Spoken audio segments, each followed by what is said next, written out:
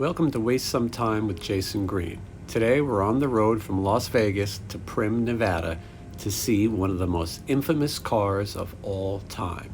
And that happens right after this.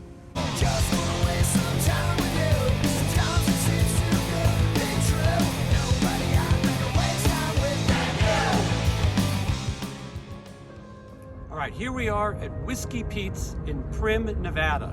Now, most people only see this hotel if they're traveling from Nevada to California or from California to Nevada. It's a truck stop, basically, but they have a little casino.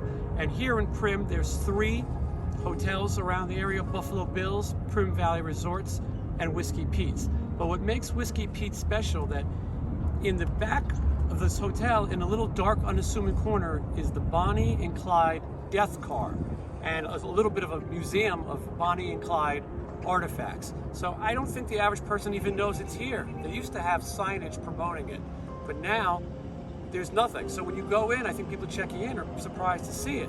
And what makes it even stranger is that people are taking their little kids and forcing them to have photo ops with this car, death car, that's riddled with bullets. Anyway, we're gonna take you inside and show you around the Bonnie and Clyde death car at Whiskey Pete's.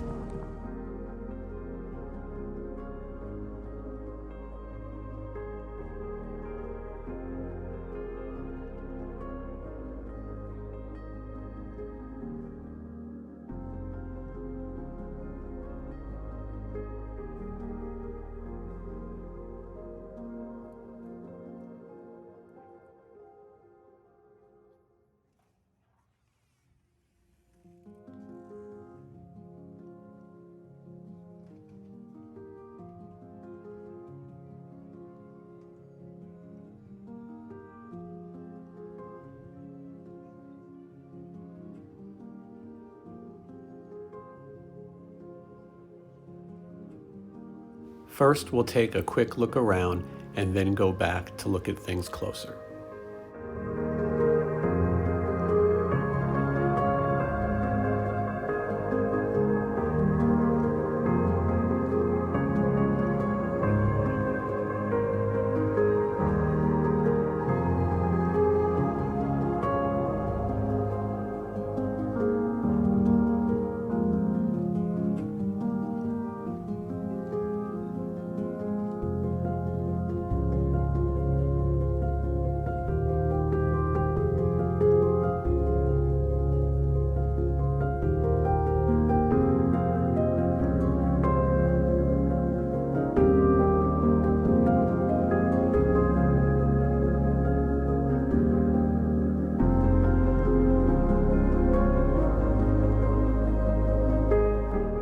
The Bonnie and Clyde car isn't the only car on display at Whiskey Pete's.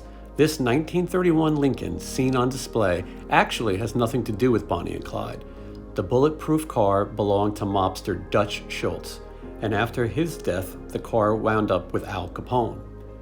Rumor has it that the car was later owned by Franklin Roosevelt. This car was actually never involved in any gunfire, and the bullets were fired by hotel staff just for effect.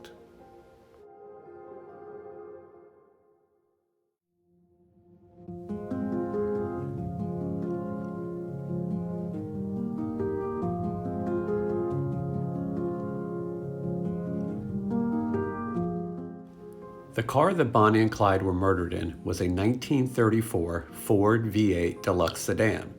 The couple had stolen the car a month earlier from a family in Topeka, Kansas.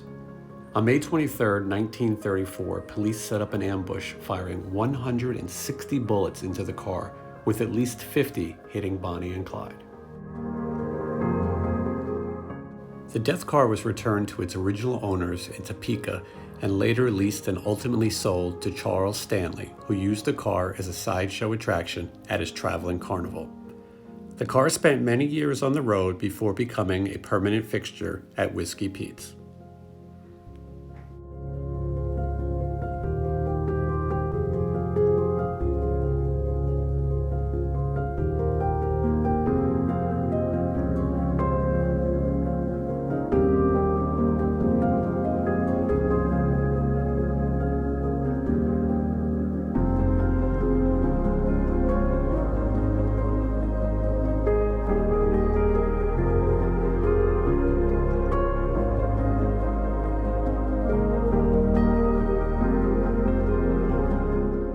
In 1996, Clyde Barrow's only surviving sibling, Marie Barrow of Dallas, Texas, personally guaranteed the authenticity of the shirt worn by Clyde Barrow at the time of his death.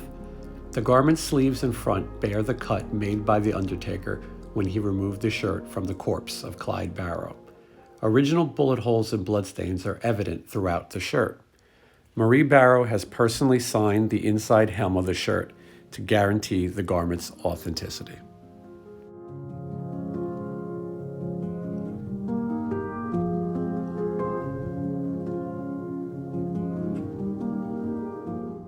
Here are a few items that were said to have been made by Clyde during his time in prison. The beaded necklace to the far right was a gift to his younger sister, Marie.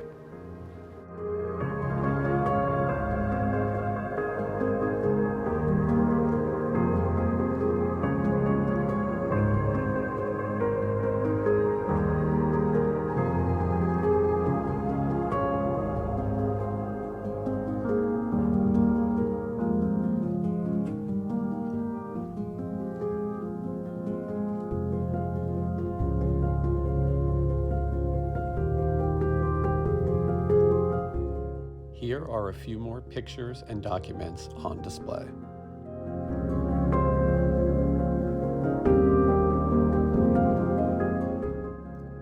Seen here is a copy of Clyde Barrow's death certificate.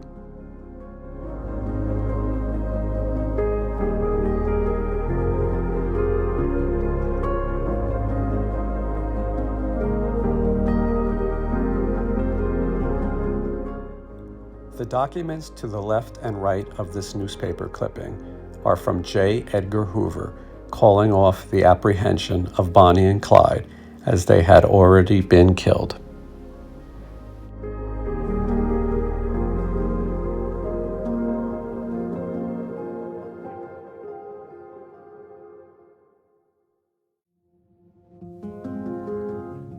Here are some other pictures on display, including an original newspaper announcing the deaths of Bonnie and Clyde. You will also see pictures of Charles Stanley with his world-famous death car, and also photos of him when he took the car on the road.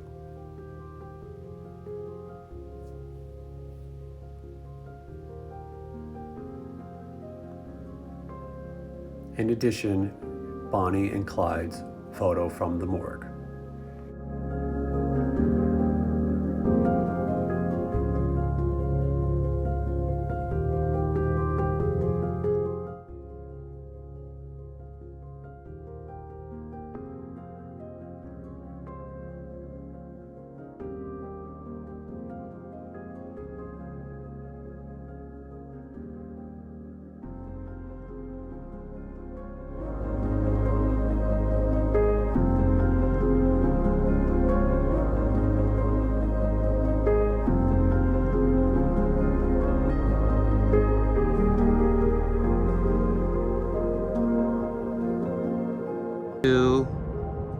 All right, we hope you liked this little tour of Whiskey Pete's.